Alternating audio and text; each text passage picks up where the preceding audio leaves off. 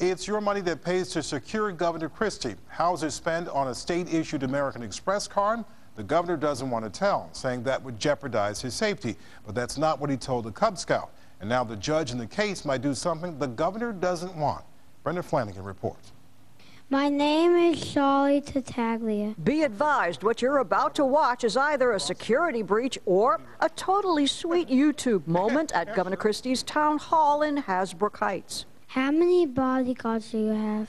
The governor looks around the room, counts 6 present, and tells Cub Scout Charlie he's got 24/7 security. So there's 30 men and women who work for me, are members of the state police, and they're members of what's called the Executive Protection Unit. So anywhere I go around the state, there's a guy driving me, there's 2 other guys or women who are driving in the car behind me. The governor's team posted this online, where Judge Mary Jacobson watched it, saying it left her feeling very troubled. That's because Jacobson's hearing a legal appeal to force the governor's office to release details of his Executive Protection Unit's expenses.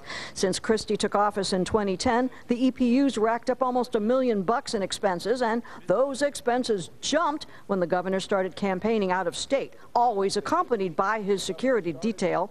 New Jersey taxpayers foot all those EPU bills, and they're curious. Because it's our money, we should have the right to know where our money's getting used. Because we work hard for our money, and we have to know what is being spent on. But the governor's office claims those security details could compromise the governor's safety and refused to hand over the bills when New Jersey Watchdog reporter Mark Lagerquist requested them.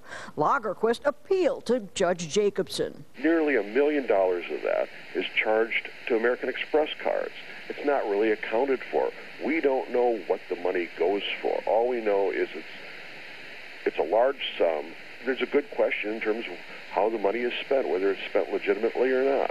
In court, Judge Jacobson asked if Christie could dish details posted to YouTube, why shouldn't she order the EPU to provide a list of hotel and meal expenses? If the governor himself was not concerned about, to say I can't tell, he certainly could have, it was a Cub Scout, he certainly could have said, because the question was how many bodyguards, it's a state secret, and something like that. Executive security expert Ron Padron says a judicious release of details could be safely done because the real danger lies in exposing a pattern of activity. So if I say a Hilton, but I don't give you the address? I think that should be suffice, because as a security detail supervisor in somebody who's high profile, I can give out that information, because guess what? Next month we're staying at the Sheraton.